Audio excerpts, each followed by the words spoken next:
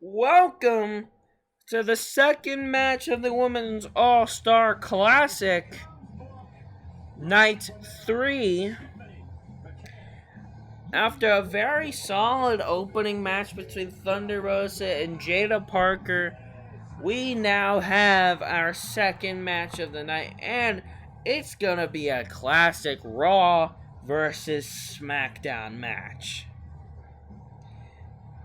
Right here, we got the former Women's World Champion, former NXT Women's North American Champion, former NXT Women's Champion, former New Japan Strong Women's Champion, former a lot of championships, if I'm being honest. Stephanie Vaquer is here. I believe right now, in real life, she is currently injured, but I believe she became injured and officially was confirmed injured before the Women's All-Star Classic started. So here's to hoping Stephanie Vaquer is okay. But it's going to be interesting to see if any of her injuries will affect her matches.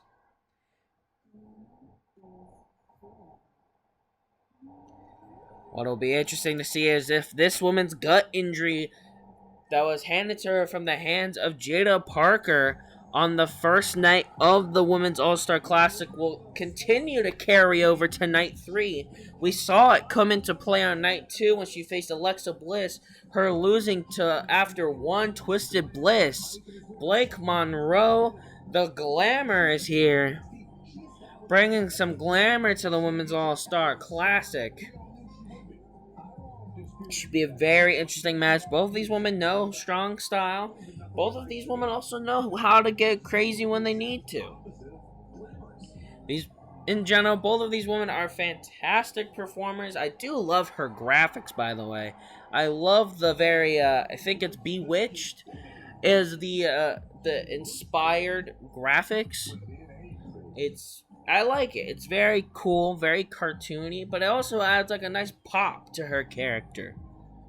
The Women from Hell facing La Primera. This should be a very interesting match. I'm not too sure if this match has happened before in the past outside of WWE, but this should be very interesting. Blake Monroe was already going for a massive drop kick, but the leg drop counter from Stephanie Vaquer early was fantastic. Was trying to go for a quick pin right there. Blake kicking out early as we got a collar and elbow tie up. Stephanie Vaquer overpowering Blake Monroe, driving her into the corner. Stephanie looking for a clean break, but Blake Monroe kicking her right in the gut. Maybe they're looking to have Stephanie feel her pain. So right now, collar and elbow tie up. Blake Monroe shoving her off, was looking for a clothesline, but Stephanie ducked under, as right now, a crazy vertical suplex from La Primera. But yeah, so far, I mean, you could honestly consider that maybe the injuries of Stephanie Vaquer have been coming into play. Because so far, she is the only person besides the woman she is facing here tonight that has no points. As right now, standing switch from Blake Monroe, the rear waist lock locked in right now on Stephanie Vaquer, wrenching now on the waist. It looks like Blake Monroe might be also going for a body gut-based strategy in this match, similar to what Jada Parker did to her on the first night. We see the rear waist lock was countered into her own rear waist lock from Stephanie Vaquer. She wrenched on the gut again, now into the headlock takeover, wrenching now on the neck. So right now, though, as they're standing up, Stephanie Vaquer switches the headlock takeover into a standing side headlock. But right now, Blake Monroe able to shoot her off onto the apron. Stephanie able to fight her off, though. Dodging the grapple of Blake, but cannot dodge that kick to the midsection.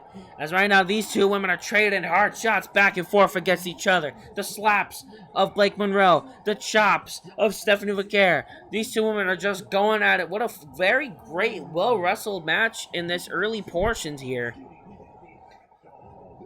Yeah, so far, these are the only two women in the Rose Quartz League that have 0 points, which is very alarming, especially going into Night 4, which is the next night.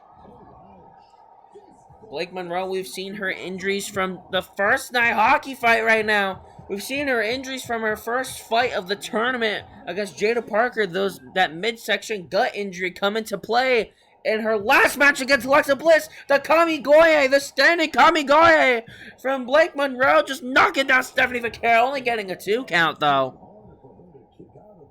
Stephanie Vaquer already back up, but the kick to the midsection from Blake. Glamour shot DDT. This might be Blake Monroe's first points of the tournament here. No. A very close near fall for Blake Monroe right there. Stephanie rolling to the outside. Great ring awareness from Stephanie Vaquer. But Blake Monroe with a beautiful frog splash to the outside of Stephanie. It seems we've also seen the injuries of Stephanie Vaquer coming into play because she's also sitting at a goose egg in this. It's going to be very interesting to see who can get the win here because they will be getting their first 3 points of the tournament while the other will be the only person with 0 points in the Rose Quartz League after this match. As right now, big sling blade on the outside from Blake Monroe. It's been a very well wrestled match from these two ladies. As right now, Stephanie Vaquer looking for some kind of kick to the head, but Blake Monroe able to wrench her leg to dodge it. Was going for a headbutt. She got a knee to the face instead. Got the back suplex. Both women are down. Are we about to get a double count out? Oh my god, we're at a count of 8. Count of 9. Oh, and a count of 10. Very smart strategy from Stephanie Vaquer. She knew that she was going into this match hurt, but she also knew that Blake Monroe was going into this match hurt, and she used it to her advantage, able to get her off the back suplex, which seemed to really take the wind out of Blake Monroe, especially because of that midsection. Her breathing might be irregular, which is why the back suplex impact may have had so much more effect on Blake Monroe than it would regularly have in a regular match. Stephanie Vaquer picking up her first win, as right now Blake Monroe is the only woman in the tournament now with 0 points. That's gotta be heartbreaking for Blake Monroe. But the renewed will now of Stephanie Vaquer, can she carry it into a semifinalist or finalist spot in the Rose Quartz League? We'll have to see.